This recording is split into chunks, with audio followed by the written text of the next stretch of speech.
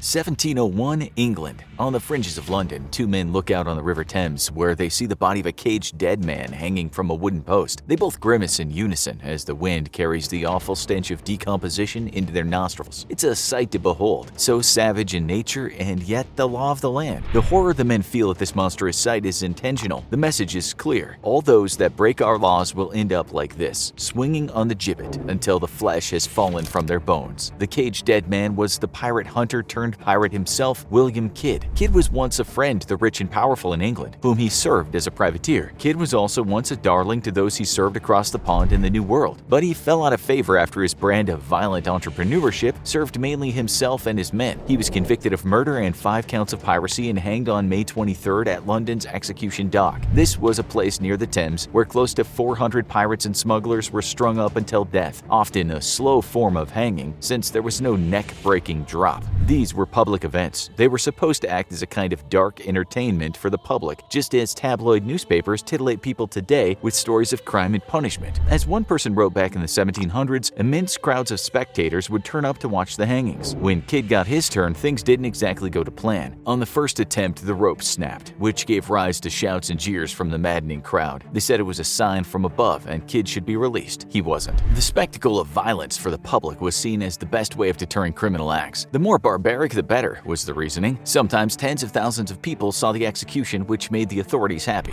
But as Michael Foucault pointed out in his book Discipline and Punish, this could backfire. After all, a too brutal monarch or government might anger the public and impel them to riot. Moreover, the person that suffered the horrendous punishment could become a kind of a martyr. This is important when we talk about the gibbet, as you'll soon discover it was just too distasteful for some people to stomach. After Kidd was hanged, his body was taken to another place where it was fastened inside an iron cage. That cage was fixed to strong wooden beams that hung over the River Thames. Passerby were able to see the rotting flesh and, for a while, take in the revolting odor of putrefaction. Moreover, anyone sailing down the Thames might also look at it and be put off of piracy. So the gibbet was very unpleasant, and it was supposed to be. It served as a warning for budding criminals, mirroring the caution found above Dante's gates of hell. Abandon all hope, ye who enter here. Okay, so now let's take a look at some historical examples of how the gibbet was used. What the English did was hardly a unique invention. For centuries, enemies of various states were killed and left to hang while rotting. That happened all the time throughout the ages as a means to scare encroaching armies. It wasn't much different from leaving people to die on crucifixes. The English just took this kind of thing to another level. As you already know, it was popular in England in the 18th century, which was a time in which England embraced what was now called the Bloody Code. Back in those dark days, you could have been executed for what we now call a misdemeanor. For the very worst crime, one against the state, known as treason, a man was usually hanged, drawn, and quartered, while a woman was burned at the stake. For the male, he was hanged slowly, after which he was usually emasculated, that means he lost his sex organ, eviscerated, that means his bowels were ripped out, sometimes burned in front of him, and then, only then, was he beheaded and cut into 4 pieces. This happened to William Wallace, a Scotsman you might have seen Mel Gibson play in the not very accurate movie Braveheart. After Wallace was captured by the English, he was hanged, drawn, and quartered, in the way we've just described. After he was dead, his head was dipped in tar and stuck on London Bridge. The tarring was to preserve the head for as long as possible, so the greatest number of people could see it. His 2 brothers' heads later joined his on the same bridge, but the English weren't done with making an example of Wallace. His severed limbs went on tour, with one of them making its way up north to the city of Newcastle. 3 other limbs ended up at separate places in Scotland, and each was exhibited where the public could see it. This was when the gibbet came in handy. Now you heard of people being hanged in metal cages, and you've heard how body parts might have been tarred and hanged on a gibbet, but this still wasn't formally written into English law. It was more of an act of official savagery. Then came the Murder Act of 1751, which decreed that any and all murderers should never be buried. The law stated that after execution, some further terror and peculiar mark of infamy be added. The further terror was supposed to act as a deterrent for criminals. The law stipulated that after the person had been executed, their body had to go to the gibbet for public view, hung up by chains. The other option was public dissection. It happened to a man named John Breads. Although just before the law passed, he mistakenly murdered a man he thought was the mayor of Rye, a town in southern England. As the story goes, the mayor James Lamb had given his brother-in-law Alan Griebel his mayoral cloak to wear. Breads killed him, thinking he was Lamb. Breads was executed. His body was subsequently fastened into an iron cage, which was suspended on a post located at a place called Gibbet Marsh. It stayed there for 20 years, which was a stark reminder to anyone passing of what happens when you kill someone. An example on a much bigger scale was the story of the Hawkhurst Gang. This was a large outfit of Englishmen that earned their crust from robberies and smuggling. They also also committed the odd murder, especially when someone got in the way of their business. It was old-school organized crime, a kind of early mafia enterprise where sit-downs might have happened in the Dog and Partridge Inn. They actually murdered a man there, another reason why the authorities had to make an example of them. That they did, after 75 members of the gang were arrested. Some were transported to far-off lands and others were hanged. 14 of them were hanged and later hung in chains from the gibbet. Scholars have since written that crime waves back then were the reason for more people being gibbeted, although it came at quite the cost for authorities. For instance, creating those metal cages where the dead were housed wasn't a cheap undertaking. The cage which held the body had to be very solid iron because keeping a person suspended about 30 feet in the air was not always easy, especially if the victim was on the larger side. Then the gibbet post had to be made climb-proof because people would try and take the body down, or kids might try to get up and mess with the dead person. This all took time and effort.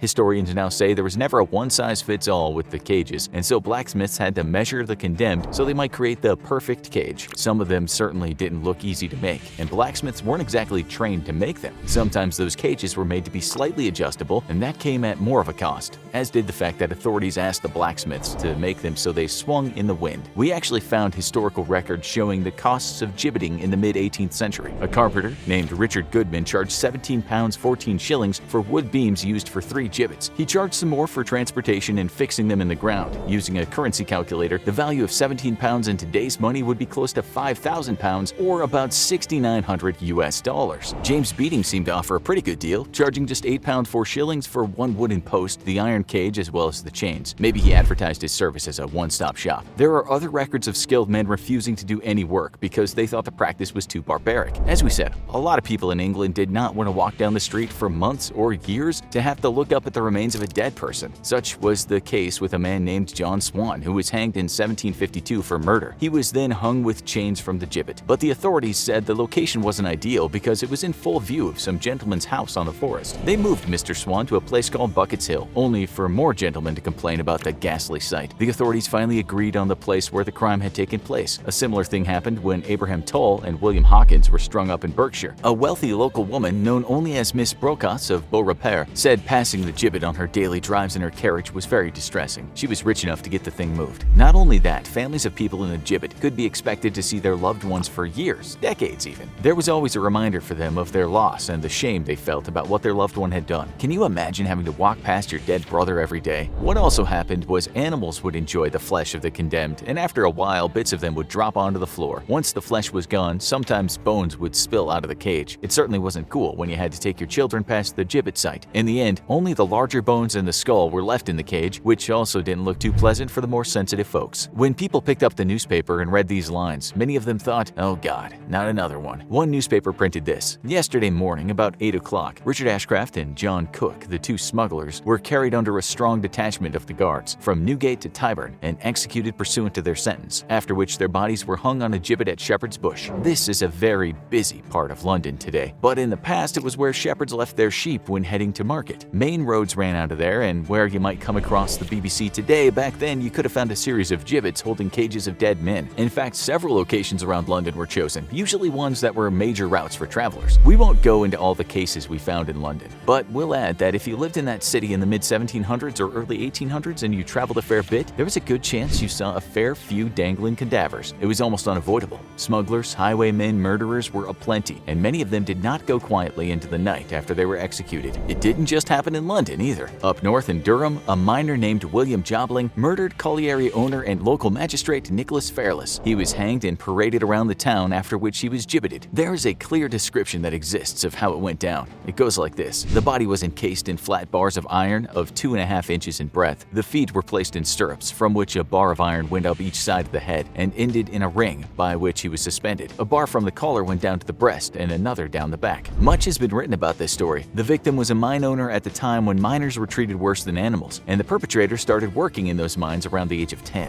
One day, Jobling, drunk and out of work, held a captive Fairless and asked for a donation so he could go get some ale. Fairless refused and was subsequently attacked by Jobling and 2 other men. He died from his injuries 10 days later. The authorities saw this as a vulgar man killing a perfectly fine gentleman, about the worst crime of all back then besides killing a monarch. When the judge sentenced Jobling to death and the gibbet, he said, "I hope to God it'll be a warning to others." He said he also hoped the sight of it will have a due effect on the prisoners' companions. As in France, the wealthy were always worried about the wrath of the people they exploited. Jobling's supporters, which was just about everyone from the poorer communities, felt he'd been treated harshly. After just 1 month of swinging in the cage, his body went missing. It was likely his friends that gave him a proper burial, risking 7 years of transportation if they were caught. In the end, Jobling became a hero to those who risked their lives down to the pit or risked being arrested or killed for labor organizing. What might come as a surprise to you is that all this gibbeting and pulling people apart didn't do anything to lessen the amount of crime in England. In fact, since the English got really tough on crime starting around 1750, the crime rate just kept going up and up. Life was tough, and it certainly was for many being worked to almost death during the rise of the Industrial Revolution. Crime was just a consequence of the hard times. Turns out that the extreme punishments did nothing to stop crime rates from going through the roof in the early 1800s. The gibbet evidently wasn't working. 1810 to 1820 was a bumper decade for crime in England, a time coinciding with rising food costs, war with France, lots of unemployment, and general widespread poverty. Even if you had a job, factory life could be horrid and sometimes barely paid enough to survive. People were desperate enough to commit crimes, even with the threat of harsh punishments. There is one story of a 16-year-old girl inviting a friend to a picnic. For some reason, she chose the gibbet as a place to eat the sandwiches and cake. There, she killed her friend by feeding her poisoned cake. She did it because she wanted that girl's job. But what's more important here is the symbolism of doing it under the gibbet. It was hardly the crime deterrent it was supposed to be. Still, those who didn't ever need to worry about money kept appeasing the masses by promising to get tougher on crime rather than talk about more opportunities and better standards of living for the poor. They kept getting tougher and more people went to the gibbet as the 1800s rolled on. In 1832, a bookbinder named James Cook was accused of killing someone who'd lent him money. The newspaper wrote about his execution and gibbeting, saying, "The head was shaved and tarred to preserve it from the action of the weather, and the cap in which he had suffered was drawn over his face. On Saturday afternoon, his body, attired as at the time of execution, having been firmly fixed in the irons necessary to keep the limbs together, was carried to the place of his intended suspension."